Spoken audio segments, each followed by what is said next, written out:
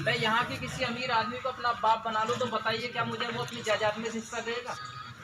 नहीं देगा ना, अपने बेटे को देगा। बहुत पब्लिक है भैया। अब आप बताइए मुलायम सिंह के हम असली बेटे हैं या नकली? नकली बेटे हैं ना। बहन जी के नकली बेटे, सोनिया के नकली बेटे, लेकिन आज असदुद्दीन ओवैसी साहब के असली बेटे। अपने अब्बा को अब्बा कहेंगे तो जायदाद में से हिस्सा मिलेगा, और दूसरे के अब्बा को अब्बा कहेंगे तो चाय पानी मिलेगी, जायदाद में से हिस्सा मिलने वाला नहीं है।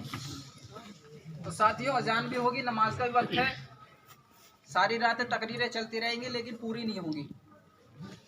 अब मैं बात को शॉर्ट करते हुए आपके बीच में जो मुख्य बातें रखना चाहता हूँ, सबसे पहले मैं कांग्रेस से स्टार्टिंग करूंगा। जो मुसलमान आज कहते हैं कि हम खानदानी कांग्रेसी हैं, हम कांग्रेस को वोट देते आए। कांग्रेस ने हमें क्या दिया? राम मंदिर में बाबरी मस्जिद किसने तोड़वाई? ये देन कांग्रेस की। उसके अंदर मूर्ति रखवाई कांग्रेस ने। और जिस वक्त राम मंदिर का फैसला आ गया और शिलान्यास की तारीख लग दी गई, उस दिन प्रियंका गांधी ट्वीट करके कहती हैं कि मेरे पिताजी राजीव गांधी जी का आज सपना साकार हो गया। ये कांग्रेस की देन है। और कांग्रेस की तारीख, दिन तारीख से आप लगा करके देख लो। मेरठ के हाशिमपुरा शहर में 22 मई 1984 को दंगा फसाद हुआ, लेकिन वहां पीएससी आई। मुसलमानों ने सोचा कि अब पीएससी आई, प्रशासन आ गया, हमारी हिफाजत हो जाएगी। लेकिन कैसी हिफाजत हुई? इसी कांग्रेस की जालिम हुकूमत ने 42 मुसलमानों को पकड़ के सिनहर के किनारे इनकाउंटर कर दिया, मौत के घाट उतार दिया। ये कांग्रेस की देन है। आजमगढ़ के अंदर 2 मासूम बच्चों का इनकाउंटर करके बीच चौराहे पे खड़ा करके मीडिया को दिखाया कि ये वो जिन्होंने दिल्ली और बंबई के बम ब्लास्ट के अपराधी हैं। ये कांग्रेस की देन है। और साथियों, अब समाजवादी की पार्टी की ले लो। लोग कहते हैं कि अखिलेश यादव, मुलायम सिंह यादव हमारे यार रहबर हैं।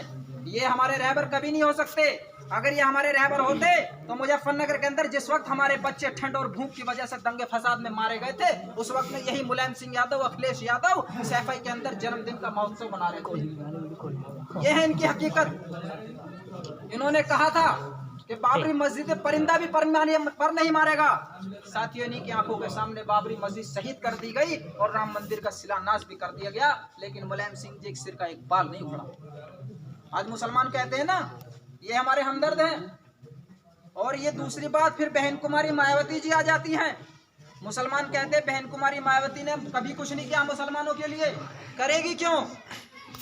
अगर जिस मुसलमान को अगर ये लगता हो कि बहन जी हमारी हमदर्द है, तो बहन जी ने सरकार 4 बार बनाई उत्तर प्रदेश में, 2 बार भाजपा के समर्थन से बनाई और वोट लिया। क्यों? भाजपा को हराने के लिए हमसे वोट लिया कि नहीं? लेकिन 3 बार 2 बार सरकार उसी से बनाकर चलाई है। तो साथियों, किसी को गाली देने से या बुरा बोलने से बिल्कुल भी मसले का हल नहीं है। बिल्कुल भी मसले का हल नहीं है। मेरी 3 बातें याद रखना। इंशाअल्लाह जिस दिन 3 बातों पे हम मुसलमानों ने अमल कर लिया, उस दिन इस देश की, हिंदुस्तान की सत्ता पे काबिज हो जाओगे। पहला काम कि अगर हम दिन में 100 कमाते हैं तो मेरे भाइयों 100 में से 10 रुपये या 5 रुपये अपने पार्टी फंड में चंदे के लिए जमा कर दें। क्यों? क्योंकि जज्बातों से और तकरीर से पार्टी नहीं चलती। पार्टी चंदे से और जमीन पे काम करने से चलती है।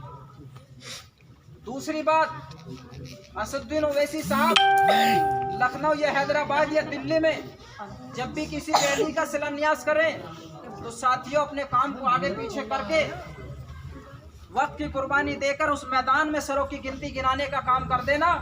जिस दिन मैदान में सरों की गिनती गिनाने का काम कर दिया, अगले दिन का रेडियो टीवी अखबार कहेगा कि MIM सबसे बड़ी पार्टी है, असदुद्दीन ओवैसी सबसे बड़े नेता है। इस देश में किसी को गाली देने से, बुरा बोलने से मसले का हल नहीं है। सर कटाने से नहीं, सर गिनाने से काम चलेगा।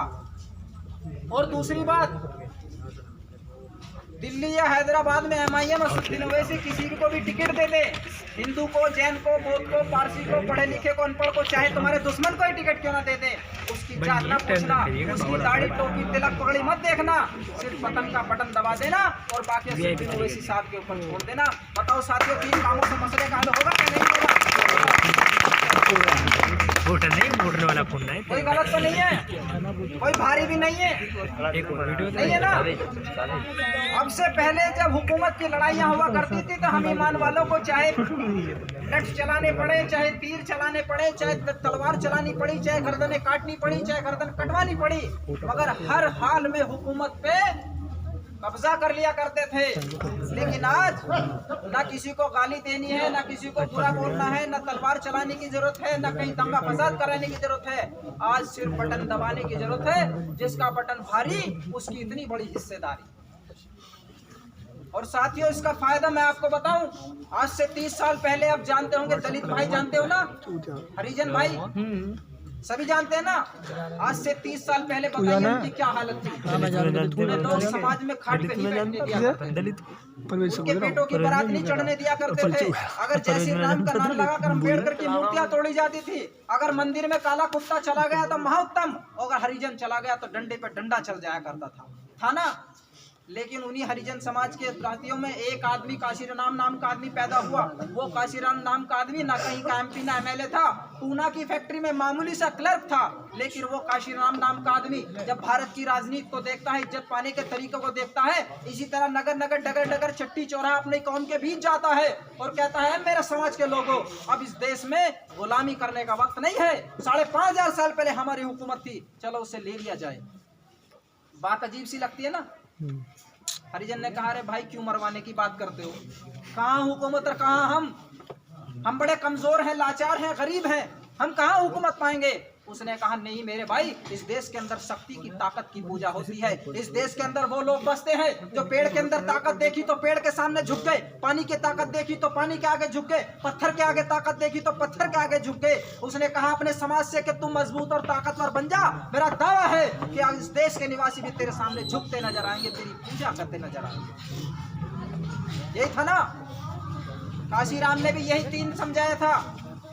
पहली बात पे हम हरिजन भाई अमल करता है कि नहीं करता है? करता है ना।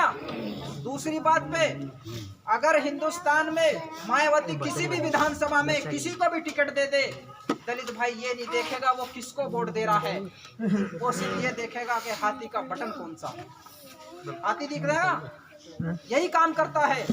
तो साथियों, ज्यादा कुछ ना कहते हुए, वक्त बहुत जाया हो जाएगा, अपनी बात को यही खत्म करूंगा कि शाही की नजर अहले वफा की शान को पैदा करो, शाही की नजर अहले वफा की शान को पैदा करो, और बुलंदी और पस्ती में जरा पहचान पैदा करो, और ना हो हालात से मायूस, इरादे ना बदलो, नई आंधी नई कश्ती नए तूफान पैदा करो, और मजा है जीने मरने का, इन्हीं खतरों के दामन में दिलों में हौसले और हौसलों में जान पैदा करो। और एक नई बात, आपने सोशल मीडिया पे देखा होगा, भी साक्षी महाराज ने एक बयान दिया था, देखा ना सभी ने। उसने कहा था कि असदुद्दीन ओवैसी साहब ने हमारी बिहार में भी मदद की, बंगाल में भी करेंगे और उत्तर प्रदेश में भी करेंगे। असल में उन लोगों का बयान देने का मकसद हम आपको बताएं क्या है।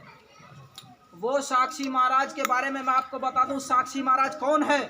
वो साक्षी महाराज जिसने बाबरी मस्जिद में सबसे पहला फावला मारा और बाबरी मस्जिद की ईंटों को लाकर पूरे उत्तर प्रदेश में घुमाया, लाके अपनी लेटरिन में लगाई और नारा दिया, हिंदुस्तान मुल्ला भागो पाकिस्तान, मुल्लाओं के 2 स्थान, कब्रिस्तान या पाकिस्तान। उसी साक्षी महाराज को इसी मुलायम सिंह यादव ने आगरा के अधिवेशन में अपनी पार्टी में शामिल करके राज्यसभा का मेंबर बनाया था। ये है वो साक्षी महाराज। जिस वक्त में साक्षी महाराज को कोई जानता नहीं था, उसकी राजनीति नहीं होती थी, लोग उसकी जान के दुश्मन बन गए थे, उस वक्त में इसी मुलायम सिंह यादव ने उसे सहारा देकर उसे राज्यसभा में पहुंचाकर उसे नेता बनाया था। आज उस साक्षी महाराज ने मुलायम सिंह जी उस एहसान के बदले को चुकाया है। क्यों? आज हमारी वजह से आज अखिलेश यादव की राजनीति को खतरा चढ़ गया, आज उसकी गद्दी खतरे में आ गई, तो उसी साक्षी महाराज ने बयान देना इसीलिए ऐसा गंवारा समझा कि आज मेरे गुरु के बेटे की राजनीति खतरे में, तो उसको गुरु दक्षिणा दी है।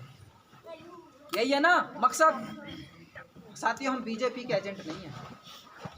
अगर हम बीजेपी के एजेंट होते, असदुद्दीन ओवैसी साहब में इतनी बड़ी काबिलियत है कि हिंदुस्तान के किसी भी लीडर में वो काबिलियत नहीं है। अगर चाहें तो आज भी DM या SDM के पद पे काम कर सकते हैं, करोड़ों रुपए की इनकम कर सकते हैं डेली। लेकिन साथियों, वो असदुद्दीन ओवैसी शाही खानदान नवाब से ताल्लुक रखने वाला वो असदुद्दीन ओवैसी बैरिस्टर से लंदन से बैरिस्टर की डिग्री लेकर आया है, अगर चाहे तो पैसा कितना ही कमा सकता है। लेकिन साथियों वो असदुद्दीन ओवैसी गलियों के अंदर, सड़कों के अंदर सड़कों की खाक छान रहा है। क्यों? क्योंकि वो अपने कौम के दर्द को लेकर समझ रहा है। और हर रोज तक बिल पर, हर महाज पर आपके बीच में आपके लिए असदुद्दीन ओवैसी साहब बोलते हैं। तो साथियों किसी की बातों पर ध्यान मत दो कि कौन बीजेपी का एजेंट कहता है हमें, क्योंकि अगर किसी की दुकान से हम ग्राहक थे, हम किसी की दुकान से सामान खरीदते थे, अब हमने अपनी दुकान खोल ली, तो वो दुकानदार तो यही कहेगा ना कि इनका सामान खराब है, यही करेगा ना ग्राहक बचाने के लिए। तो साथियों इस बात को बिल्कुल ना सोचे कि हम बीजेपी के एजेंट है। आपके बीच में हर कोई आएगा और हमें बीजेपी के एजेंट जरूर कहेगा। साथियों बस इसी बात पे अमल कर लेना, और तरीका यही है। आज चुनाव है, नजदीक आ गए, जिला पंचायत के चुनाव आ गए आपके बीच में। यही अपनी बात को खत्म करूंगा।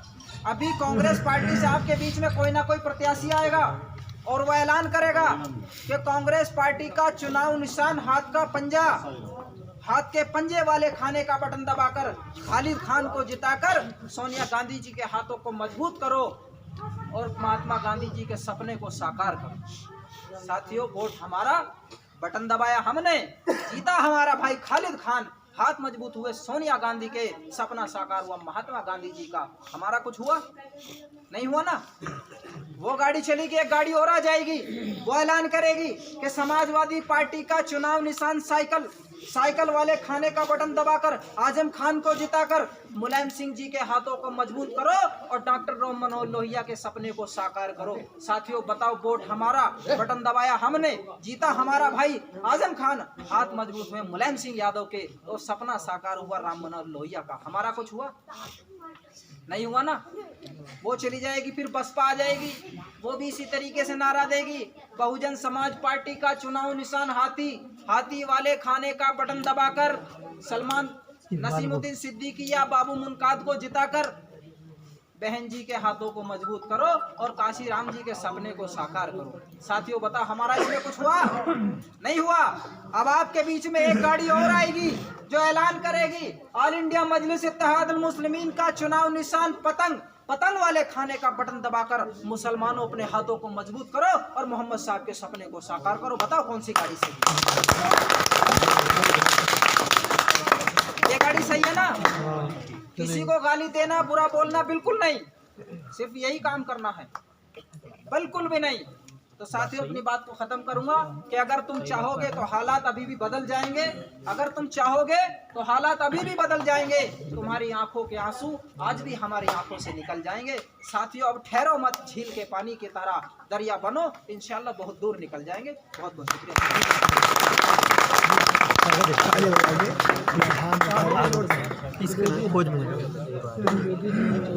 आलू खड़ा करो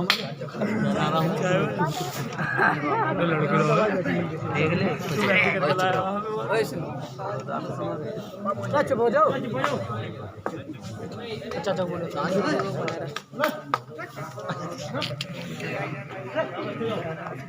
बगिरी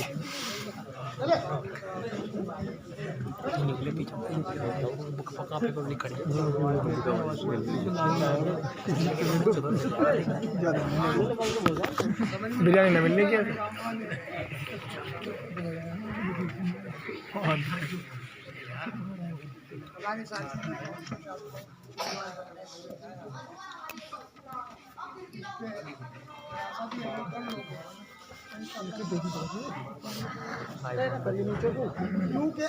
कहाँ खड़े हो रहे हैं बिल्कुल एक उसकी जो आ रही है।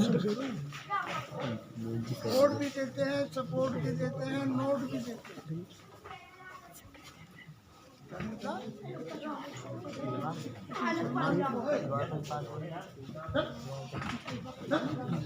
पूरा क्यों? कि हम सबके बाप की प्रॉपर्टी हो गए, हम तो हर आदमी हमें गुलाम समझने लगा। कहीं नहीं जाता कोई कोई बलियों में नहीं जाता, कोई पंडितों में नहीं जाता, कोई त्योहारों में नहीं जाता, सिर्फ इनके मुसलमानों को देना। मुसलमानों में आते वोट मांगने के लिए, और हमारे भाई अल्लाह का शुक्र है इतने सीधे और इतने भोले और इतने भले हैं कि किसी को नाराज नहीं करते। हाँ ये